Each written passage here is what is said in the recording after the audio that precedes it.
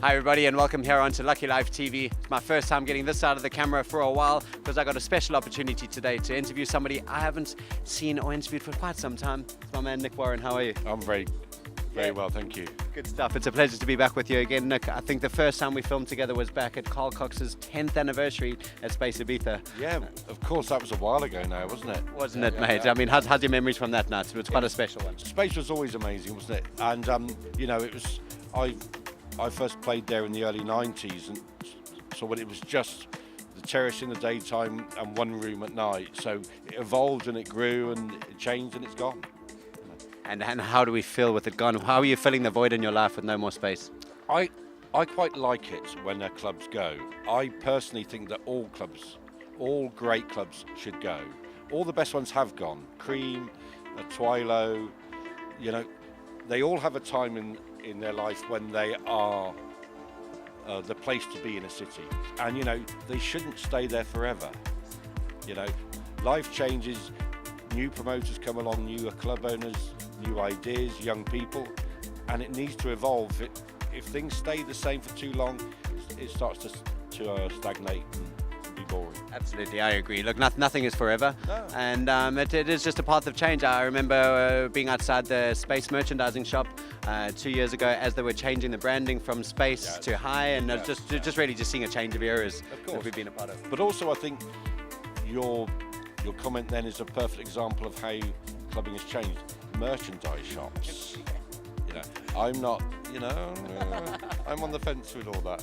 When you started DJing, there wasn't merchandise with your name on it or any clubs, was it? No.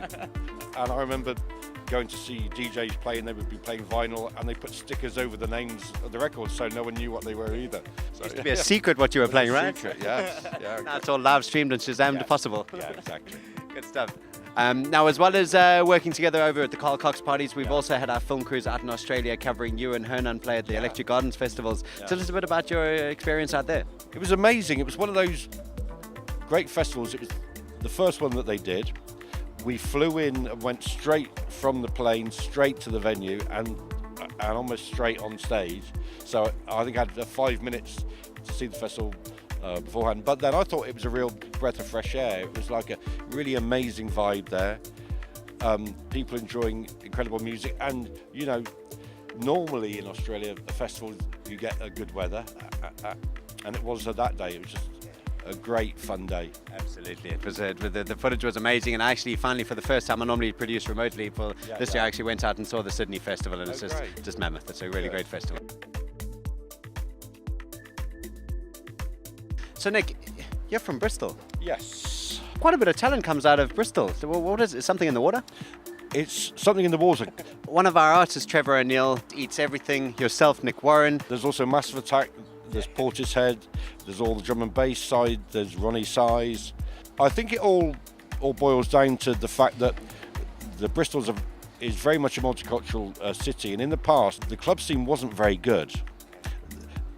Not in the same scale as, say, super clubs. They've got one now called Motion, which is a great club, but then in our days, when we all started, there were small clubs, or one or two clubs, and so on a Monday it would be a drum and bass, on a Tuesday a reggae, a Wednesday house, Thursday techno. So everybody was involved in loads of different styles of music, and I think that that's a great way to find which style of electronic music you want to be involved in and make, but also get influences from other genres and styles. Absolutely, and that's quite cool because everybody's being open to the different genres and styles, and you know, you're going and exploring something that you maybe isn't even your style that you'd hear at the time. Yeah, exactly.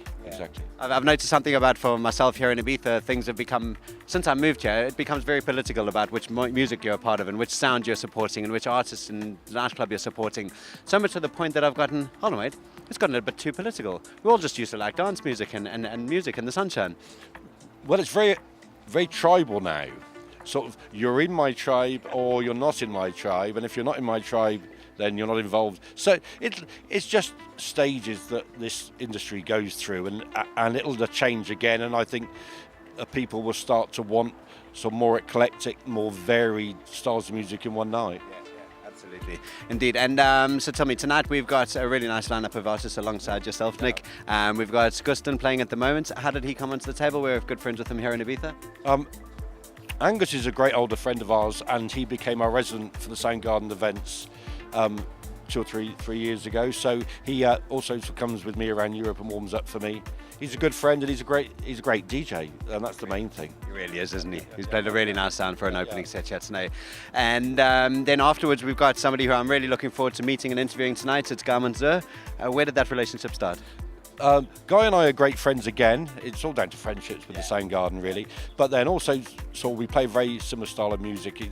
We're both sort of banded into that progressive pigeonhole. And he's a great producer, a great friend, and a really strong DJ. He's got his own style, and he'll be rocking that dance floor later. I'm looking forward to it. We'll be rocking on the dance floor with him for sure.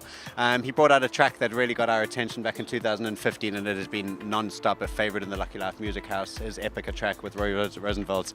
Were you a fan? Yes, of course I am. And we made a track together just before that called A Sad Robot. I was listening to that last night. Yeah, which was great fun making that with Guy. So yeah, he's a great producer.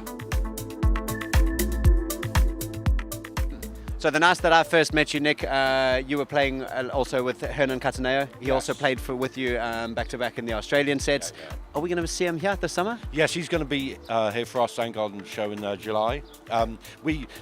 We play together a lot. We just got back from touring the USA together, and we got tons more shows this summer. Again, it's friendship. We're good friends. We love doing the back-to-back thing. So we do 3 tracks each. That's how the back-to-back works, and it works really well. I like it. So yeah, it's always rammed when he comes. So looking forward to it. A lot of what we've spoken about today, and in the tracks that I've looked up between you and Guy as well, everything's collaboration. What's this about? I see with my label as well, the guys love to get in the studio together, new creativity comes out of it. What for you is the highlight of working with somebody else? Well, I always think it's with Jody and Way Out West, or with Nicholas Rada, that I'm writing lots of stuff with at the moment. It just brings another person's ideas in. It's very easy to get sort of bedded down, and you get the idea going, but maybe it's missing something, and someone else that comes along, and it's that little spark, and suddenly it's working again. And it's always more fun working together with people, to be honest. Yeah, we don't want to sit in a dark studio for hours and hours and hours on our own, right? No, not really. Excellent. So listen, guys, what we're actually here for today is we are here at the Kilometro 5 KM5 here in Ibiza for the Soundgarden opening party. You were last year at Eden. You've moved out to this outdoor open air experience here. Yeah. You're quite excited about the move? Yes, it was great. We did 2 last year, which were fantastic. So looking forward to it. Good stuff. So you already warmed up the space here, and you got your feeling, and you know how you want to do the decor and the whole setup. It feels like home now. So, Good stuff. Okay, and what can people expect from KM5 and your Soundgarden parties this summer in Ibiza? it's a different vibe because we're doing sort of afternoon and evening, and then we move indoors after midnight. But it's more of an eclectic. People coming together, talking, drinking, dancing, laughing. So it's that vibe. It's a really social party, isn't it? I like it. Balearic, I think. Indeed. Yeah, absolutely. Right, before we wrap up, last 2 questions. I probably asked you these about 8 years ago, but it's time for a revamp. So we're on Lucky Life TV. Tell me, Nick, what's going to be the luckiest thing that's ever happened to you? Meeting my missus, I think. I was going to say, is that because you just walked in, or you were going to say that anyway? No, I would have said that anyway. Yeah, I know you would have. Yes. Well, there you go. There's the lucky find. So there's your luckiest moment. Yeah. Yes. And how and when did you meet? We met a long time ago, I think maybe 20 years ago in Finland. Oh, wow. But then we were friends for many years before we got together. I finally reeled her in. So. Good work. Just quite a long cast. Long cast. Good stuff. And lastly, here we are in Ibiza, summer 2018. Tell me, Nick Warren, what's going to be your favourite thing about this magic island, Ibiza? It's always changing. That's the main thing. Every year is different. There's new challenges. There's new ideas. But I think that now we found a home here at KM5 for our Soundgarden events. I'm looking forward to it. I'm really looking forward to joining the Soundgarden crew down here at KM5 for May, July and September for their Soundgarden parties. See you there.